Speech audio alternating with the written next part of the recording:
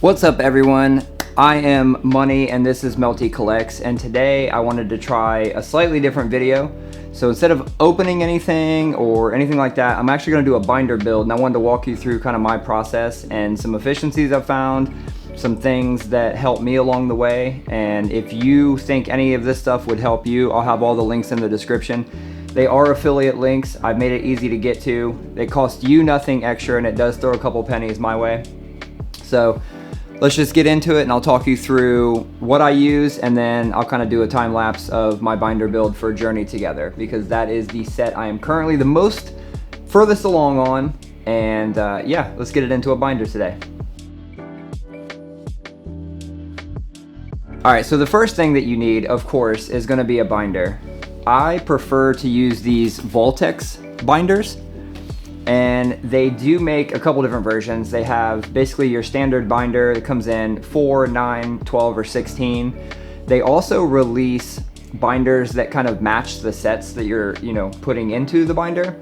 So for this one, you can see there's a little bit of branding on the side, if that focuses. It says SV9 for Journey Together, and the colors are kind of, loosely tied. Like the one for Destined Rivals, for example, is black and red. So these binders are normally about 30 bucks, and if you buy one of the ones that is tied to a set, then there is like a $5 premium for the 9 pocket, and I think a $6 premium for the 12 pocket. I like to do the 12 pocket because I do not stack my variants. So a binder is the #1 important thing. The second most important thing are going to be penny sleeves. You don't want to just stuff your card in there. Some of the cards in the set can be pretty valuable, so you always want to put them into a penny sleeve first. I think, like you guys, I've probably used just about every penny sleeve out there, including the Voltex Perfect Fit or Exact Fit, whatever they're called. I do have some of those here, but I'm not the biggest fan of the Exact Fit sleeves because they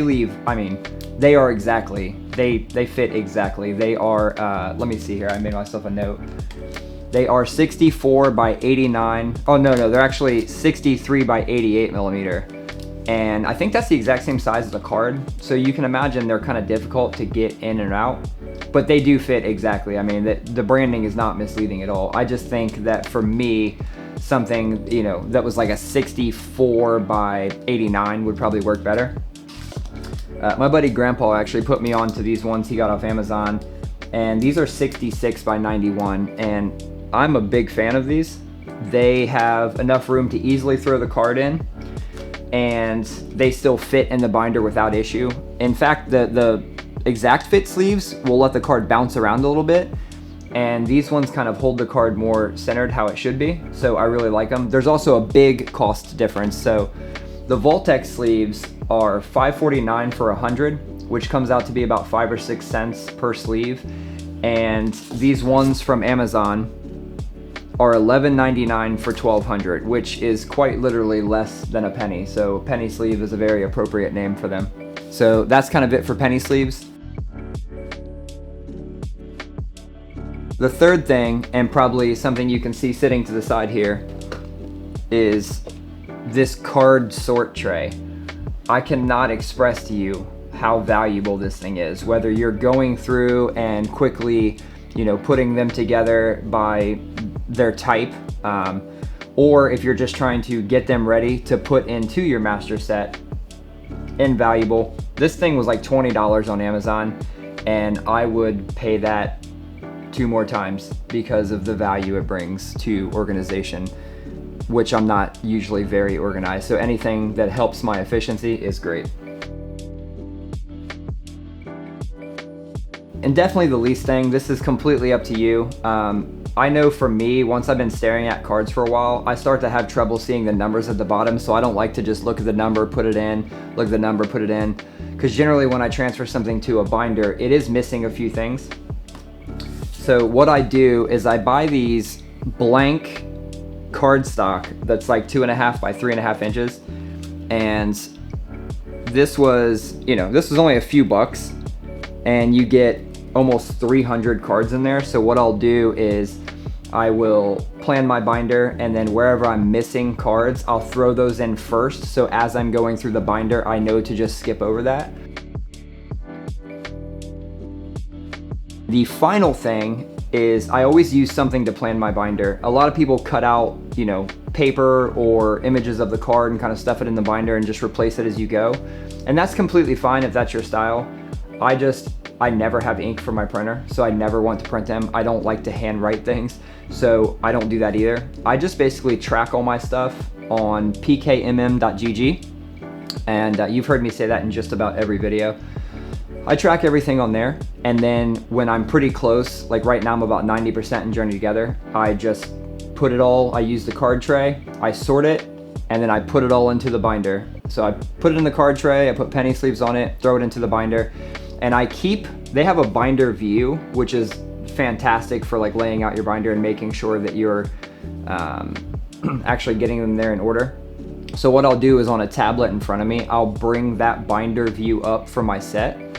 And as I go through each page, I'll just tap to the next page. And that way, as I'm stuffing the cards in and I'm skipping my placeholder cards, I will also kind of look up there and make sure that the Pokemon actually matches. There's been lots of times where like during the sorting process, I've just gotten a card out of order or something. And the only way that I caught it was I noticed on the app, the image didn't match. So I kind of stopped myself, because nothing is worse than getting to the end only to realize you forgot a card or something and you have to take out 200 cards and kind of shove one in the middle.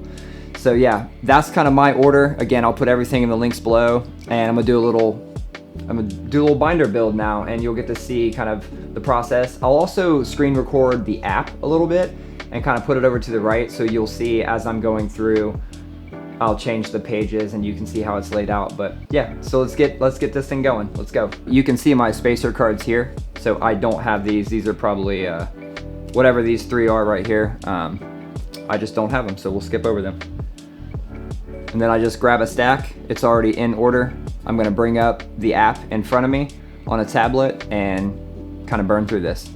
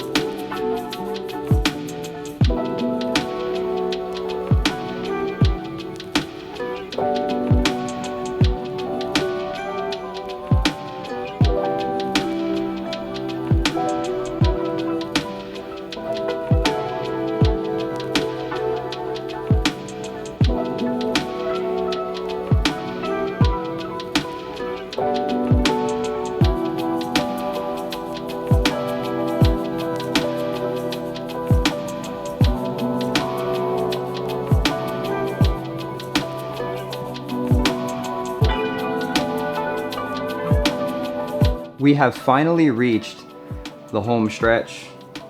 So let's get these in.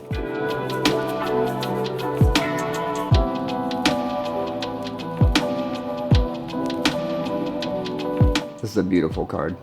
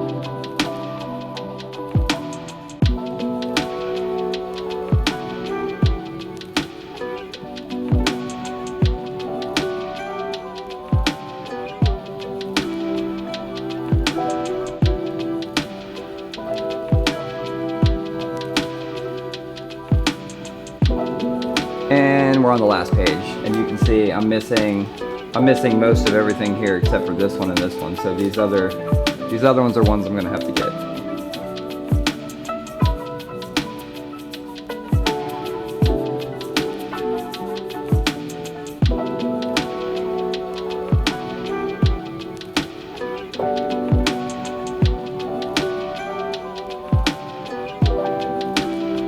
And just like that, we're finished. You can see how smoothly it goes when a little bit of organizing happens up front. The whole set is 333 cards. That is 127 common and uncommon, 16 of each for rare and double rare, 143 reverse holos, which I'm still missing about 20 of, 11 illustration rare, 11 ultra rare, 6 SIRs, and 3 hyper rare.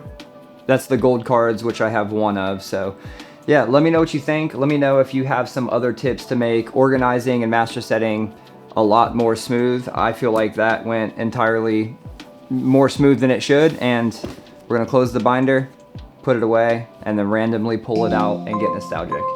I'll catch you next time. Make sure you like, subscribe, follow, do all the things. Peace.